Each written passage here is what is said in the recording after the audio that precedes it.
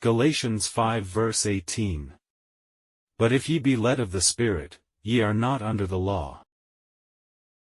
As I said before, it's a form of self-love, the revival he craves, to prove himself, so, he sees these acts as informal. I didn't know what it was like now, to explain it to you and plainly. When I categorize it this way, at first glance, you already know it's wrong. But now, more than 2 decades later, I can say these words. I was already feeling wrong and uncomfortable. I don't think Christians should be allowed to see these behaviors, and say it's right. Never. It is even more impossible for him to walk on stage to show his support, and the guy next to you is dancing with his underwear down, then, call it worship and praise. How could you possibly do that? Of course, I don't show anger towards him. Other brothers and sisters described him as weird, but I thought to myself, this is more than strange, it's crazy. Let me ask, in terms of faith. How crazy do you have to be to accept such an idea? And glorify it as a pastor? When brothers and sisters visit Canada, you will find the Spirit there. They like to enjoy themselves, going to weird pastors like Henry Hinn, seeing strange things. Pastor Ed was invited to show them around. It's like, what the hell?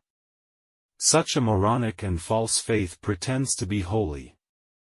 You listen to a Sunday sermon, you know how greedy those priests are up there. As I said, they were at a meeting, collect 5 offerings and pass the offering bag around. Every time they take an offering, they are always cheating. 1/10, dedication, building, special dedication, even with special speakers coming to share, they have to collect offerings from the congregation. Can you imagine? One gathering can collect 5 offerings. Brothers and sisters in our church, if you go there, you will not agree with this practice. Are you kidding me? You can tell the priests are greedy for money, but not nearly as much as when I was at the Whistlers. The horror of witnessing it with your own eyes. Long before this happened, in the Hong Kong church that I came from and attended, in terms of character, this Gideon. The most helpful person I've ever met, like a good man, he never minded lending a helping hand to people in trouble, even if he is penniless. He is willing to pay out of his pocket to support African orphans. Frankly, I was an evil man before I came to Christ, but after I came to Christ, he was the first person I met who did the most good and kept doing it. But I didn't know it at the time. A person who loves himself will do the same thing, because he loves himself, he loves what he has, the good tomorrow that belongs to him. Why do I say that? Because I'm in Whistler Mother Church. Witness him with your own eyes for this tomorrow, to sacrifice the faith of the entire church. He does not love others as himself but wants others to love him and sacrifice for him, so, he has to look good in front of people. However, I really owe him. He did a lot of good in my life. That's what he learned from his Christian family. In the first 10 years after I returned to Hong Kong, I still often think, because I don't know the difference. Until now, God has confirmed our character. When I think back to that incident, I know how to analyze it in depth.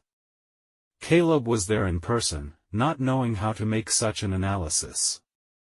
Only to tell Pastor Wind, they're getting weird.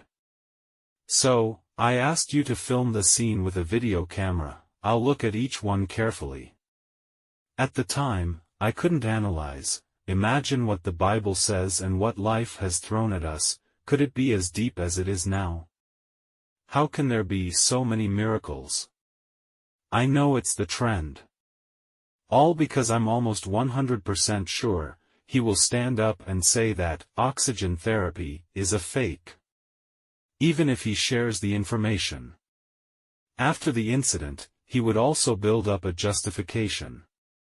For the Lord's sake, so that no one may stumble, I came out and said these are lies. He is such a person who knows only self-love, he must come up with many excuses to protect himself, right? These excuses are to make himself great in the future. But I won't do that. I'll sacrifice my present, I don't have to wait for the future. I can sacrifice now.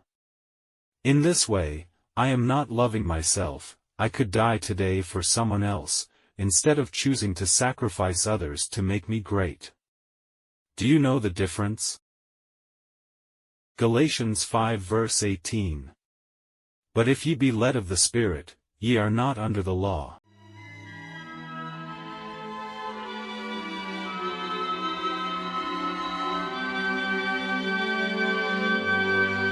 Oh Lord, I need you now. Hear my heart's desire. I give you all I am. In your light and your warmth I reside. My spirit thirsts for you. Set my heart ablaze, for you have rescued me, filling me with your loving grace. Your presence, Lord, has captured me. I'm lost in your love. You're all I need. In your embrace, I long to be, drawing near to you, to see your face. My spirit thirsts for you. Set my heart ablaze, for you have rescued me, filling me with your loving grace.